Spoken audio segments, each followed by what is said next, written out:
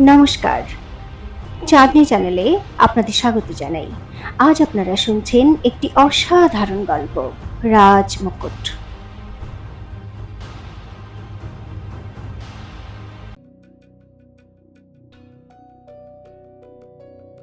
সমস্ত সৈন্যরা প্রচণ্ড ঘাবড়ে গিয়ে পিছনে সরে গেল। চন্দ্রাবতীর উদ্দেশ্য দেখে বীরেন্দ্র প্রতাপও এক পলকের জন্য শিউরে উঠল, কিন্তু তারপর নিজেকে সামলে নিয়ে বলল, সৈন্যরা, চিন্তা করো না, মহারানী কখনোই আমার প্রাণ নিতে পারে না। তোমরা এই দুটো ছেলেকে এক্ষুনি মেরে ফেলো। এ কথা শুনে প্রভাত আর আকাশ ওদের তলোয়ার হাওয়ায় দুলিয়ে সৈন্যদের আহ্বান করল, হ্যাঁ হ্যাঁ, এগিয়ে তো এসো, আমরাও মহারানীমার সগ্রেদ। প্রভাত এক সৈন্যর দিকে এগিয়ে গিয়ে বলল, একটু এগিয়ে তো এসো, দেখো আমরা কিভাবে তোমাদের এক নিমেষে সব দেহে পরিণত করব। সৈন্যরা থতমত খেয়ে গেল। খবরদার, চন্দ্রবতী আবারও ওদের সাবধান করলো, যদি তোমরা নিজেদের আর তোমাদের মহারাজের প্রাণ বাঁচাতে চাও, তাহলে এক পাও এগোবে না, আর এদের দুজনকে দুর্বল ভাবার ভুল একেবারেই করবে না। তোমাদের সবার জন্য যথেষ্ট ওরা দুজন। কথা বলে ও বীরেন্দ্র প্রতাপের গলায় তলোয়ার শক্ত করে ধরল, আর সেখান থেকে রক্ত বের হতে লাগলো। তা দেখে সব সৈন্যরা নিজের নিজের তলোয়ার নামিয়ে নিল। বীরেন্দ্র প্রতাপ রেগে গিয়ে বলল, চন্দ্রাবতী, এটা ভেবো না যে অগ্নি সিংহের এই দুজন সঙ্গে এখান থেকে জীবিত ফিরে যাবে। মহলের কোনায় কোনায় সৈন্য মজুত আছে, আর তুমি কি ভাবছিলে এইভাবে লুকিয়ে চুরিয়ে রাজমহলে ঢুকে পড়বে? আরে, আমার সৈন্যরা অনেক আগেই তোমাকে দেখে ফেলেছিল। ওরা বুঝতে পেরেছিল যে সুড়ঙ্গের রাস্তা দিয়ে প্রবেশ করার চালাকি একমাত্র তুমিই করতে পারো। বাহ! চন্দ্রবতীর ঠোঁটে একটা হাসি ফুটে উঠল। তোমার রাজমহলের সুরক্ষার খুব ভালোই ব্যবস্থা করে রেখেছো তুমি, বীরেন্দ্র প্রতাপ। শত্রুদের কখন কিভাবে ফাঁসাতে হবে সেটা তুমি খুব ভালো করেই জানো। ইস, যদি এই চালাকি তুমি রণভূমিতে দেখাতে পারতে, তাহলে ওই 4টে রিয়াসত আবারও তোমার দখলে ফিরে আসতো। চন্দ্রাবতীর বিদ্রুপে বীরেন্দ্র প্রতাপের শরীরে যেন আগুন লেগে গেল। ও রাগে ছটফট করে বলল, আমি জানতাম আমার পরাজয় দেখে সব থেকে বেশি খুশি তুমিই হবে। আমি তো ভাবছিলাম তুমি তোমার প্রেমিকের সঙ্গে উৎসব করছো, তাহলে এখানে কেন চলে এলে? তাও আবার সুমন্তের ঘরে। আবার কোন দুরাচারিতার খেলা খেলতে চাও তুমি? হ্যাঁ, চুপ! চন্দ্রাবতী এত জোরে চিৎকার করলো যে প্রাসাদের কোনায় কোনায় ওর উচ্চ কণ্ঠস্বর ধ্বনিত হতে লাগলো। নিজের এই নোংরা মুখে আবার কোন রকম মিথ্যে জঘন্য দোষারোপ তুমি করবে না, বীরেন্দ্র প্রতাপ। ও দাঁত পিষতে পিষতে বলল, না হলে এই জিভ কেটে এখানেই ফেলে দেব আমি। আমি তোমার এই নরকে কোনো দিনই পা দিতাম না, কিন্তু আমাকে সুমন্তের জন্য আসতে হলো। এখন সোজাসুজি বলো, কোথায় ও? কি হয়েছে ওর? বীরেন্দ্র প্রতাপ রেগে গিয়ে বলল, আমার সুমন্তের সঙ্গে কিসের শত্রুতা? ও তো এখন তোমার বিশ্বস্ত সঙ্গে, তোমার জন্য কাজ করে এখন ও। যখন তুমি শাহী শিলমোহর চুরি করেছিলে, তখন ওই বিশ্বাসঘাতক তো তোমার পক্ষ নিয়েছিল। আরে ধন্যবাদ দাও, সেই দিন আমি ওর প্রাণ নিয়ে নিইনি। হ্যাঁ, অবশ্যই সেই দিন তুমি ওর প্রাণ নাওনি, চন্দ্রাবতী কঠিন স্বরে বলল, কিন্তু এখন ওকে তোমার রাস্তা থেকে সরিয়ে দিলে? কারণ ও 25 বছরের পুরানো ওই রহস্য জেনে গিয়েছিল, যে রহস্য তোমার এই রাজ সিংহাসন নাড়িয়ে দিতে পারে। বীরেন্দ্র প্রতাপের একটা ঝটকা লাগলো। ও চন্দ্রাবতীকে দেখে জিজ্ঞাসা করলো, এই বাজে বকছো তুমি? কিসের রহস্য? আর কার এত ক্ষমতা আমার সিংহাসন ডালাবে? চন্দ্রাবতী ও চোখে চোখ রেখে বলল, নিশ্চয়ই বলবো বীরেন্দ্র প্রতাপ, কিন্তু আগে সুমন্তকে আমার হাতে তুলে দাও। আমি জানি ওকে এই রাজমহলে কোথাও গুম করে রাখা হয়েছে। নিজের সৈন্যদের বলো এক্ষুনি ওকে নিয়ে এখানে আসতে, না হলে আমি এক্ষুনি তোমার প্রাণ নিয়ে নেব। একথা শুনে বীরেন্দ্র প্রতাপ কিছু বলতো তার আগেই ওখানে একটা তীক্ষ্ণ কণ্ঠস্বর শোনা গেল, দাঁড়াও চন্দ্রাবতী। চন্দ্রাবতী চমকে দেখল ঘরের দরজার সামনে রাজমাতা গার্গী দাঁড়িয়ে, ওর পিছনে ওর দাসী সবিতা আর বীরেন্দ্র প্রতাপের নতুন পাটরানী যমুনাও দাঁড়িয়েছিল, যে চন্দ্রাবতীকে দেখে কি করবে বুঝতে পারছিল না। এসব কি তামাশা হচ্ছে এখানে? গার্গী চন্দ্রাবতীর দিকে এগিয়ে এসে বলল, নিজের স্বামী আর বিক্রমগড়ের মহারাজের গলায় তলোয়ার ধরেছ তুমি? আর তুমি তো রাজমহল ত্যাগ করে চলে গিয়েছিলে, তাই না, অগ্নি সিংহের সঙ্গে? তাহলে কেন ফিরে এসেছো, তাও আবার এভাবে? কি চাও তুমি? সুমন্ত, চন্দ্রাবতী খুবই ঠান্ডা স্বরে বলল, আমার সুমন্তকে চাই। গার্গী চমকে গিয়ে বলল, সুমন্ত? তাহলে তুমি কি একজন দেহরক্ষীর জন্য এতটা ঝুঁকি নিয়ে এখানে এসেছো? কিন্তু কেন, কি হয়েছে ওর? সুমন্ত নিখোঁজ, চন্দ্রাবতী ওর দিকে তাকিয়ে বলল, কারণ ওকে আমি পাটরানী উর্মিলার মৃত্যুর রহস্যের প্রমাণ জোগাড় করতে পাঠিয়েছিলাম, আর এই কথা আপনি খুব ভালো করেই জানেন। ওর কথা শুনে গার্গীর মুখের রং উড়ে গেল। বীরেন্দ্র প্রতাপ জিজ্ঞাসু দৃষ্টিতে একবার গার্গীকে আর একবার চন্দ্রাবতীকে দেখল। গার্গীর পিছনে দাঁড়িয়ে থাকা যমুনা মনে মনে হাসতে থাকলো। তখনই মহলের সব সৈন্য, পাহারাদার আর দেহরক্ষীরা ওখানে এসে উপস্থিত হলো। মা, বীরেন্দ্র প্রতাপ গার্গীকে জিজ্ঞাসা করলো, এই চন্দ্রাবতী কোন উর্মিলার কথা বলছে? গার্গীর অবস্থা তো এখন যেন কাটলেও রক্ত বের হবে না। চন্দ্রাবতীর চোখ ওর উপরেই ছিল, যা পরিষ্কার ইশারা করছিল যে আজ ও বীরেন্দ্র প্রতাপের কাছে 25 বছর আগের সেই রহস্য প্রকাশ করেই ছাড়বে। ও গভীর শ্বাস নিয়ে নিজের একটা হাত তুলে বলল, আপনারা সবাই এখান থেকে চলে যান। চন্দ্রাবতী, বড় কুমারের সঙ্গে আমার ঘরে এসো। আর চিন্তা করো না, তোমার এই দুজন সঙ্গীকে কেউ স্পর্শ করবে না। গার্গীর আদেশ শুনে যমুনা আর সবিতার সঙ্গে সব সৈন্য পাহারাদাররা দ্রুত চলে গেল। প্রভাত আর আকাশ জিজ্ঞাসু দৃষ্টিতে চন্দ্রাবতীর দিকে তাকালো। চন্দ্রাবতী ওদের ওখানেই দাঁড়াতে ইশারা করল। তারপর বীরেন্দ্র প্রতাপের গলা থেকে তলোয়ার নামিয়ে নিয়ে গার্গীর ঘরের দিকে এগিয়ে গেল। কিছুক্ষণ পরে চন্দ্রাবতী আর বীরেন্দ্র প্রতাপ গার্গীর ঘরে চুপচাপ দাঁড়িয়েছিল। গার্গীও নিজের বিছানায় চুপ করে বসেছিল।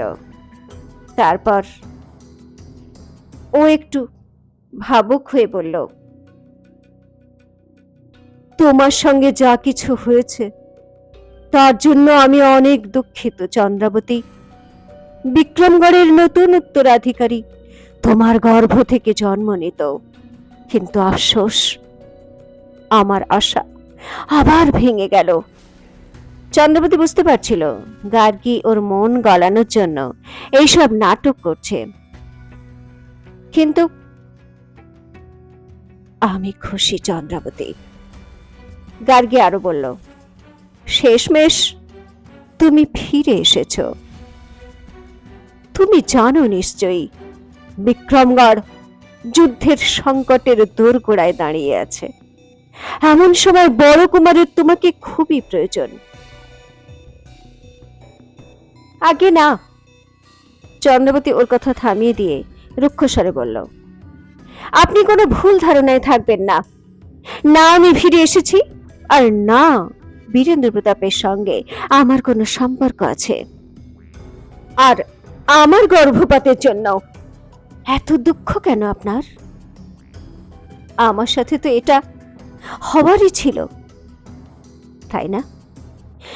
যদি ওই সময় আমি রাজমহলে থাকতাম, তাহলে আমার অবস্থাও উর্বশীর মতোই তো হতো। এখন আপনি আমার সময় নষ্ট করবেন না, সুমন্তকে দ্রুত আমার হাতে তুলে দিন। চন্দ্রাবতীর মুখে এ কথা শুনে গার্গী চুপ করে গেল। বীরেন্দ্র প্রতাপ কঠিন স্বরে বলল, চন্দ্রাবতী, তোমার শত্রুতা আমার সঙ্গে, মায়ের উপর এরকম বাজে দোষারোপ করবে না। আমি আর মা জানি না সুমন্ত এখন কোথায় আছে। আরে আমরা তো এটাও জানতাম না যে ওই বিশ্বাসঘাতক রাজমহলেই থাকছিল। আর এখন তুমি আমার সময় নষ্ট করো না, পরিষ্কার করে বলো তুমি সুমন্তের মাধ্যমে কি হাসিল করতে যাচ্ছিলে? চন্দ্রবতী একবার গার্গীর দিকে তাকিয়ে তারপর বীরেন্দ্র প্রতাপকে ভালো করে দেখে দাপটের সঙ্গে বলল, বিক্রমগড়ের আসল উত্তরাধিকারীর প্রমাণ, যেটা আনতে সুমন্ত কৃষ্ণগড়েরই আসাতে গিয়েছিল। সেখানকার রাজমহলে 25 বছর আগে একটা দুর্ঘটনা ঘটেছিল। একথা শুনে ঘর পুরো নিস্তব্ধ হয়ে গেল। বিক্রমগড়ের আসল উত্তরাধিকারী? বীরেন্দ্র প্রতাপ গার্গীর দিকে তাকিয়ে জিজ্ঞাসা করল, মা, এই চন্দ্রাবতী কি বলছে? কৃষ্ণগড়ের রাজমহলে 25 বছর আগে কি হয়েছিল মা? কিন্তু গার্গী এই প্রশ্নের কোনো উত্তর দিল না। ও চুপ করে মাথা নিচু করে বসে রইল। তখন চন্দ্রাবতী বলল, আমি বলছি বীরেন্দ্র প্রতাপ, 25 বছর আগে কৃষ্ণগড়ের রানী মহলে আগুন লেগে গিয়েছিল। তোমার বাবা মহারাজ সুরেন্দ্র প্রতাপ সিং এর পাটরানী উর্মিলা সেই আগুনে পুড়ে মারা গিয়েছিল। কিন্তু ভাগ্যবশত ওর ছেলে জীবিত আছে। সেই ছেলেকেই তোমার বাবা মহারাজ নিজের উত্তরাধিকারী ঘোষণা করতে চেয়েছিলেন। সেই হলো বিক্রমগড়ের রাজমুকুটের আসল দাবিদার। একথা শুনে বীরেন্দ্র প্রতাপ অবাক হয়ে গেল। কে সে? ও অস্থির হয়ে বলল, কিন্তু চন্দ্রবতী নিজের মতো করে বলতে থাকলো, সেই যাকে তুমি সারা জীবন শত্রু ভেবে এসেছ, যার মাথার দাম তুমি দিয়েছ 10,000 স্বর্ণ মুদ্রা। বীরেন্দ্র প্রতাপের মাথায় যেন বাজ পড়ল। ও পাথরের মতো স্থির হয়ে বসে রইল আর বড় বড় চোখ করে চন্দ্রাবতীকে দেখতে থাকলো। তারপর ও ধীরে ধীরে বিড়বিড় করল, অগ্নি সিং, ও আমার ভাই। মা, মা বলো, এই সব মিথ্যে? ওই অগ্নি আমার ভাই কখনোই হতে পারে না। আমি এটা সহ্য করতে পারছি না মা। ওর শরীরেও আমার বাবা মহারাজের রক্ত বইছে? বলে দাও মা, বলে দাও এ কথা মিথ্যে।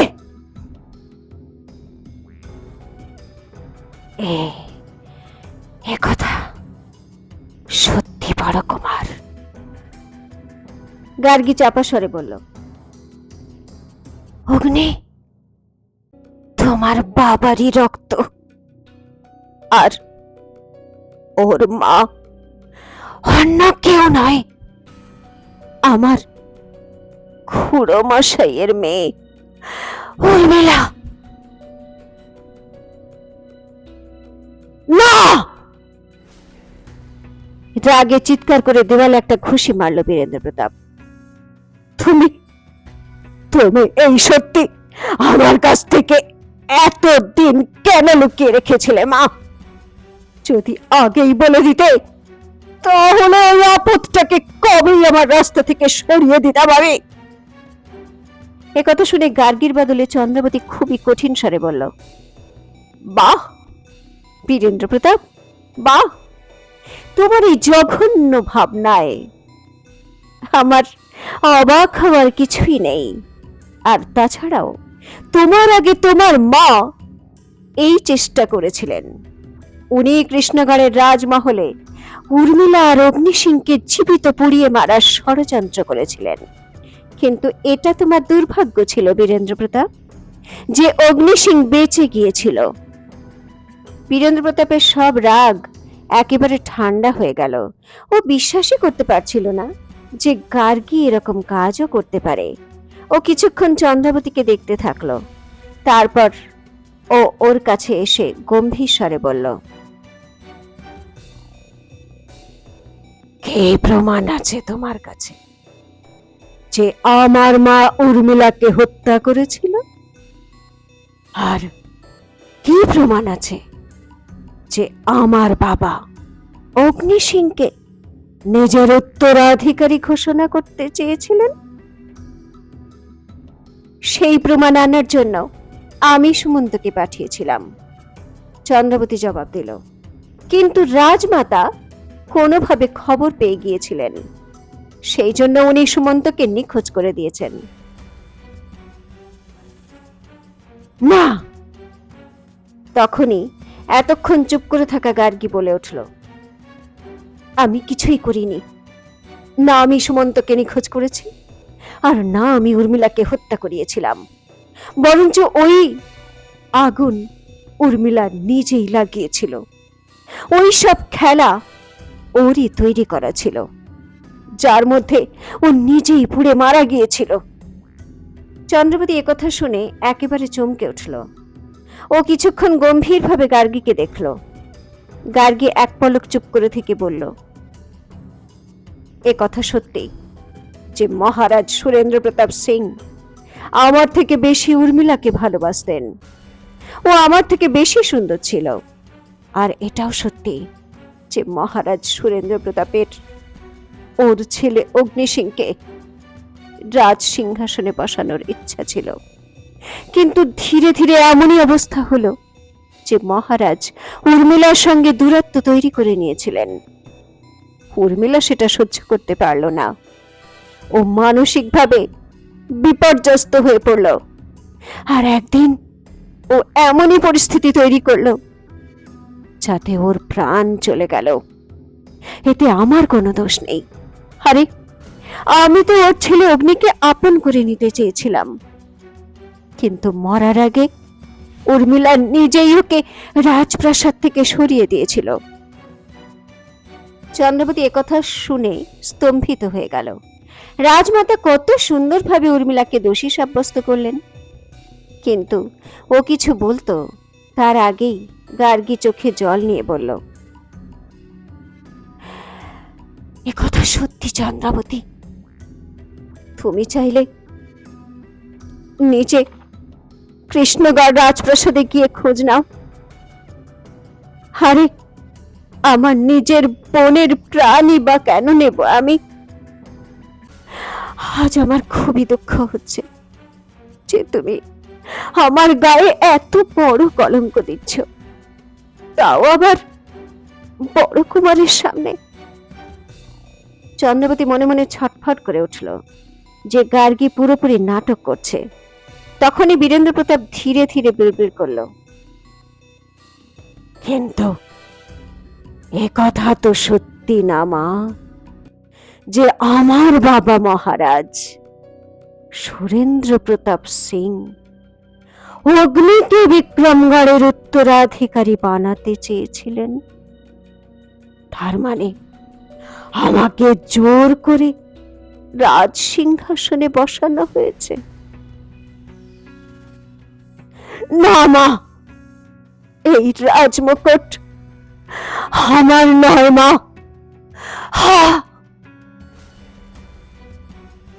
তাহলে বীরেন্দ্র প্রতাপ নিজেই কি ওর রাজমুকুট খুলে ফেলে এই শাসক পদ থেকে সরে যাবে? কি করবে এখন গার্গী? আর কোথায় বা সুমন্ত? চন্দ্রাবতী কি ওর খবর জানতে পারবে? জানার জন্য শুনতে থাকুন রাজমুকুট, এক ঐতিহাসিক প্রতিশোধ, শুধুমাত্র চাঁদনির সঙ্গে চাঁদনি চ্যানেলে।